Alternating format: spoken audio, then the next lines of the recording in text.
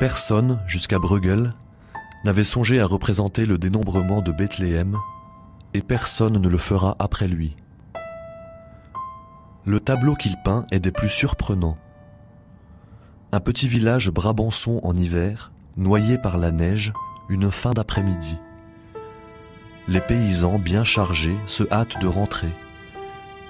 Des enfants patinent sur une rivière glacée. On tue le cochon.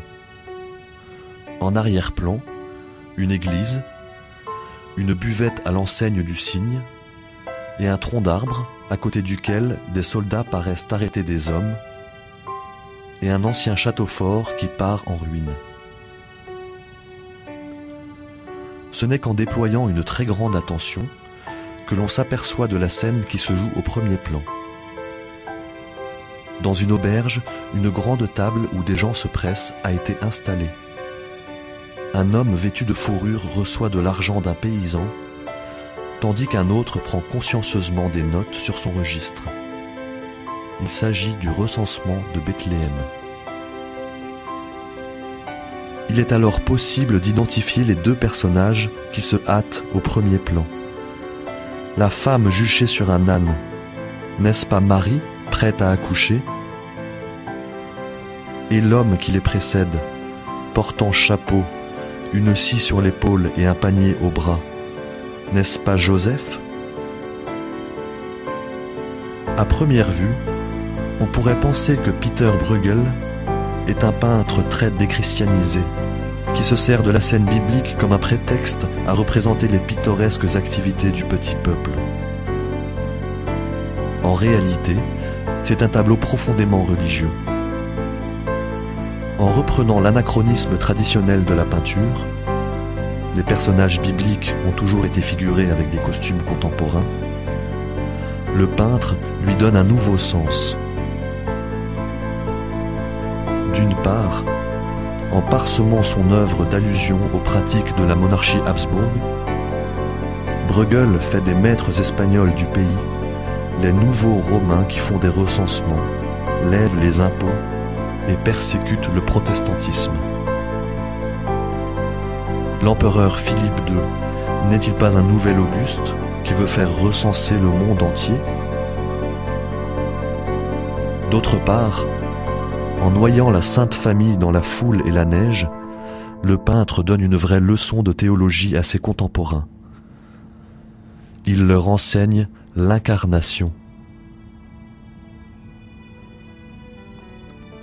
Comprenant parfaitement l'intention du texte de Luc, il montre que la naissance du Fils de Dieu se fait au cœur de l'humanité, dans des circonstances qui ne sont pas particulièrement glorieuses, au cours d'un voyage et dans l'indifférence générale. Vraiment, le Christ est un Dieu caché.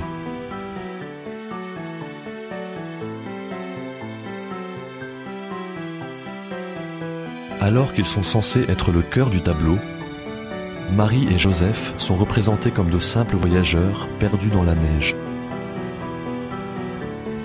Trois indices très faibles permettent de déceler leur identité. La présence fortuite du bœuf et de l'âne, le manteau bleu que porte la Vierge, qui est son attribut traditionnel, et la scie de charpentier qu'arbore Joseph.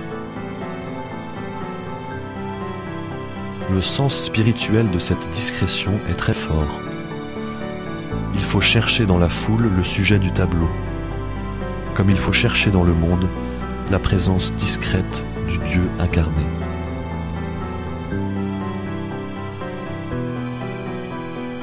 Une petite bicoque attire l'œil.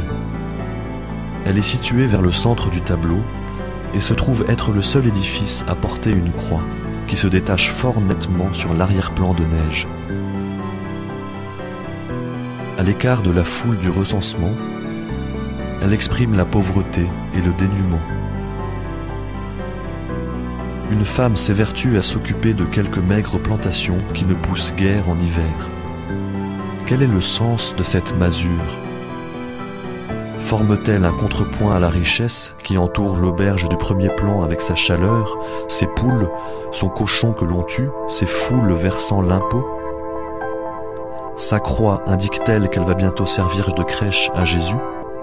N'est-elle pas aussi un manifeste pour l'Église persécutée des Pays-Bas, qui oppose la rigueur et l'austérité protestante à la richesse et à l'exubérance catholique?